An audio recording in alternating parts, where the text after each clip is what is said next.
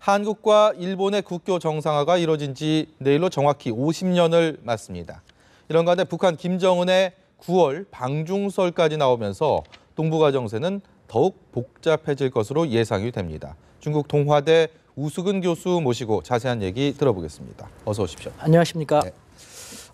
중국 쪽 특히 이번에 메르스가 우리나라를 강타하면서 그냥 메르스 정국이라고 해도 과언이 아닐 정도로 굉장히 사회적인 충격을 주고 있습니다. 국제사회에서도 신경을 안 쓸 수가 없을 텐데 특히 중국 우리랑 최대 교역국 아닙니까?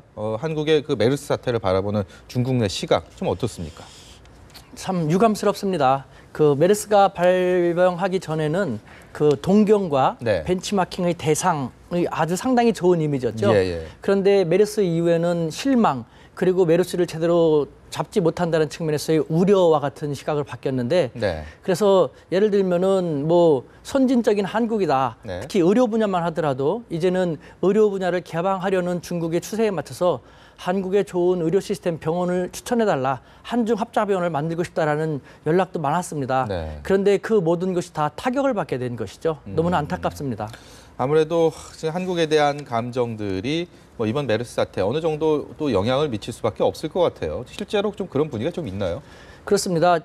실제로 중국에 사는 한국인 사회에도 적지 않은 타격이 미쳐지고 있습니다. 항상 코리안타운이라고 불러지는 곳에 가는 중국인들도 약 3분의 1 정도 급감했는데요. 이것을 이제는 메르스가 거의 뭐 종식 무렵에 다가오니까 우리가 중국 내에서 분위기를 다시 복원시킬 필요가 있는데, 네. 이에 대해서 중국에 있는 우리 제중 한국인들은 한국 정치권이나 정부에 대해서 좀 유감스러운 모습을 갖고 있죠. 그러니까 도움은커녕 발목을 많이 잡는다라는 식으로 우려를 하고 있는데, 네.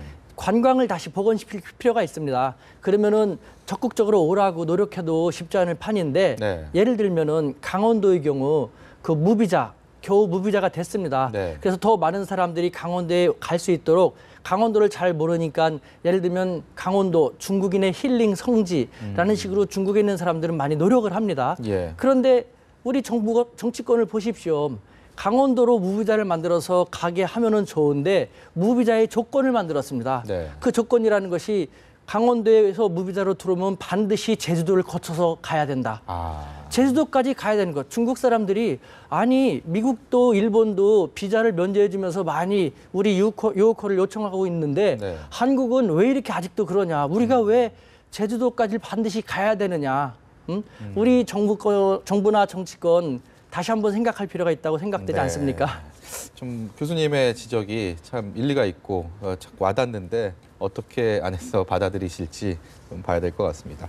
북한 얘기 잠깐 해보겠습니다. 리수용 외무상이 중국을 방문했습니다. 중국을 방문한 이 내용 자체보다도 과연 김정은 북한 국방위 제1위원장 지금 최고 지도자인데 취임 이후에 그 아버지가 김정일이 사망하고 나서 본인이 권좌에 오른 이후에 해외 순방길에 오른 적이 없단 말입니다. 과연 첫 번째 국제적인 무대, 국제 무대 데뷔를 언제쯤 할 것이냐, 참 관심이 높은데 결국 중국이 아니냐, 리수용 외무상을 통해서 그런 얘기들이 나오고 있습니다. 우리로서도 그렇고 동북아 자체에 굉장히 큰 관심사 아니겠습니까? 어떻게 보십니까? 그렇습니다. 여태까지는 북한의 최고 지도자가 중국에 관례적으로 먼저 왔는데, 네. 지금 중국의 입장에서 바라볼 때 북한의 김정은은 설상가상입니다. 설상가상으로 치닫는 북한. 무슨 말이냐면은 우리나라 일각에서는 이번 9월 달에 북한의 김정은을 방중시킬 것이다라는 그런 전망도 없지 않은 것 같은데, 네. 중국을 정말 잘못 짚고 있는 것이라고 저는 말할 수 있을 것 같습니다. 예를 들면은 지금 중국의 입장에서 북한은 더더욱 중국을 괴롭히는 나라가 되고 있는 것이죠. 그 단적인 예가 중국은 북한에 대해서 북한 핵을 포기해라, 미사일을 발사하지 마라, 그렇지 않으면 북중 정상회담을 할 수 없다, 우리는 너희를 도와줄 수 없다라고 단호하게 나가고 있는데, 그럼에도 불구하고 김정은은 잠수함에서 미사일을 발사하는 도발을 더 하고 있지 않습니까? 예. 이를 통해서 한국과 미국, 일본은 더욱 공조하게 되고, 이를 통해서 사드가 한국 땅에 배치될 가능성이 더 높아지고 있지 않습니까? 네. 중국은 사드를 상당히 반대하고 있지 않습니까? 네, 신경이 여간 쓰이는 부분일 텐데. 북한을 통해서 사드를 한국 땅에 더 배치할 가능성이 높아지니 그런 북한 뭐가 좋다고 김정은을 받아들이겠습니까? 북중 정상회담의 가능성은 점점 더 요원해지고 있는 것이죠. 사실 예전처럼 이제 중국이 일종의 레버러지라고 하죠. 그러니까 중국이 북한의 어떤 사실상 움직일 수 있는 유일한 국가, 그리고 그들 스스로 혈맹이라는 얘기를 해왔고요. 그렇기 때문에 중국의 어떤 힘이 북한에 있어서는 굉장히 많은 비중을 차지한다라는 게 미국과 한국, 일본의 공통적인 시선 아니었습니까? 근데 이전만큼은 중국도 북한도 서로를 보지 않는다, 이렇게 해석을 해도 될 것 같습니까? 그렇습니다. 국제사회는 시시각각으로 바뀝니다.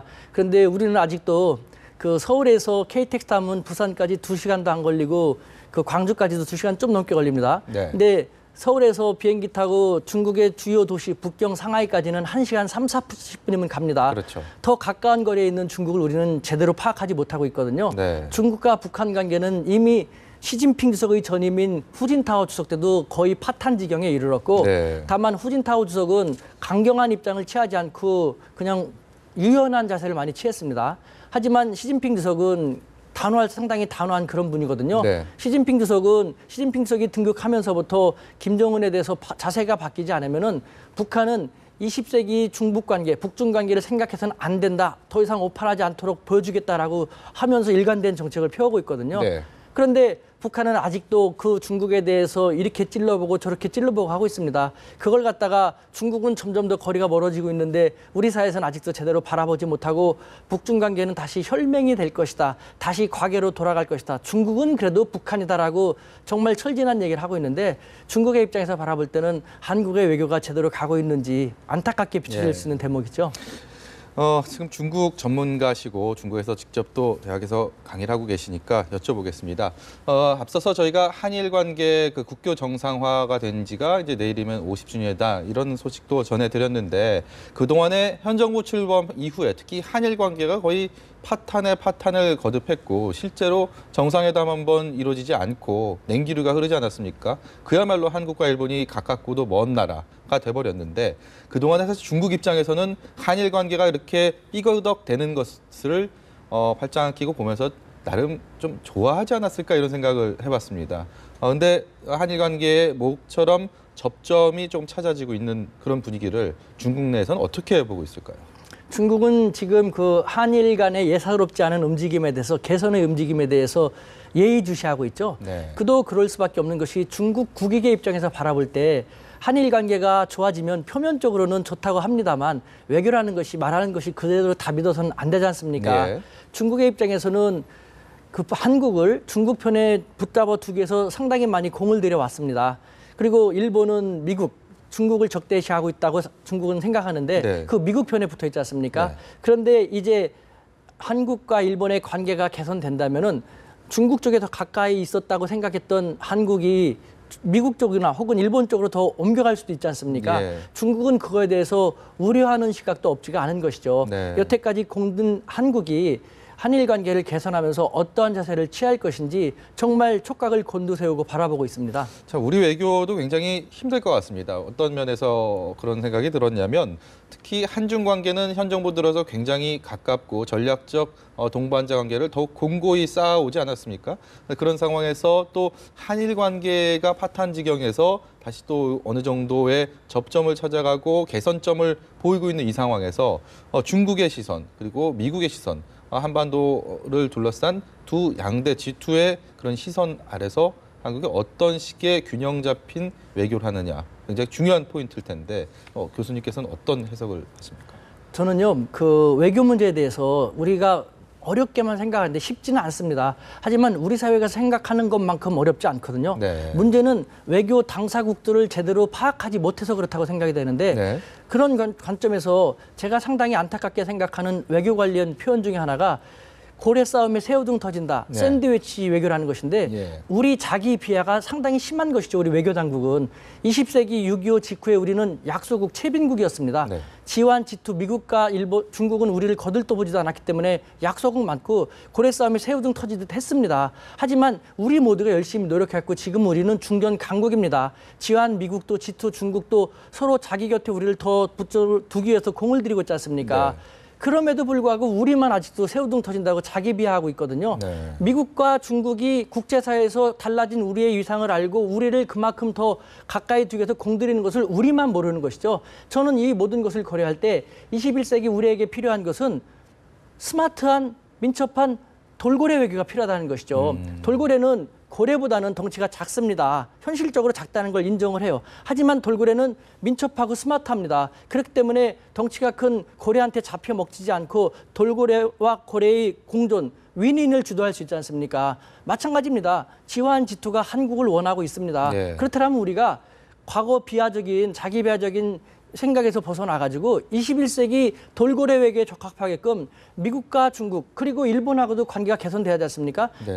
개선돼야 되거든요. 이 일본도 잘 활용하면서 우리가 이 동북아 외교만큼은 주도할 수 있거든요. 네. 어느 정도는 충분히 우리가 주도할 수 있음에도 불구하고 우리는 뿌리 깊은 자기 비하 외교에서 벗어나지 못하고 있다는 것, 그것이 너무 안타까운 것이죠. 네, 교수님 뭐 돌고래 외교라는 말이 정말 정확히 와닿는 것 같습니다. 피부로 탁 느껴지는데요. 그러니까 윤병세 외교장관이 한중 관계 제로섬 관계가 아니다. 조화롭게 발전시켜 나갈 수 있다 이런 얘기를 했는데 이 부분도 어떻게 보면 돌고래 외교의 또 다른 한 갈래 이렇게 해석할 수 있겠죠. 맞습니다. 이와 관련돼서 저는요 21세기 우리 외교에서 가장 필요한 것은 다름이 아닌 우리 대한민국은 자유민주주의 국가입니다. 자유민주주의 국가의 특징 중에 하나는 다양성, 다원화된 체제지 않습니까? 네. 우리 외교 안보 라인에도요 이제는 독점이 아닌 다양성한 다원화된 시스템을 도입할 필요가 있다는 것이에요. 네. 무슨 말이냐면은 20세기 우리가 이데올로기적으로 국제사회에 대립할 때 한국과 미국, 일본은 자유민주주의의 하나로서 한 틀이 됐고 중국과 북한과 러시아는 사회공산주의를 신봉하는 국가로서 서로 대립했지 않습니까? 예. 그런 이데올로기는 끝났거든요. 21세기 자유민주주의 대한 우리나라에서는 이제는요. 미국 출신, 중국 출신, 일본 출신, 러시아 출신의 사람들을 전문가들을 골고루 외교 라인에 중용시킴으로써 어떠한 현안이 생기면은 4대 강국 출신들이 갑론을박을 하고 논란을 하면서 그 시기에 가장 적절한 외교적 대안을 도출시켜서 전개시켜 나가면 되는데 네. 지금 우리는 아직도 어떤 한 나라 국가 위주로의 외교안보 라인이 바뀜이 전혀 없습니다. 그렇다 보니까 그 나라 외에는 다른 나라들에서 제대로 알 수가 없죠.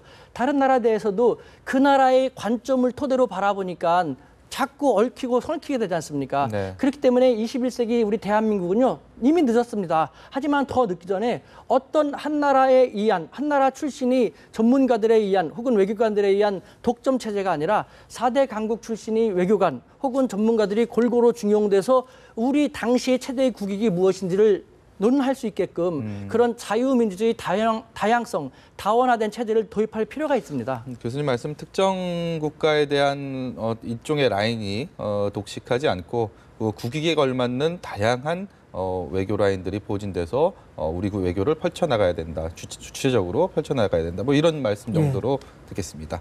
지금까지 중국 동화대 우수근 교수 모시고 말씀 들어봤습니다. 고맙습니다. 네, 감사합니다.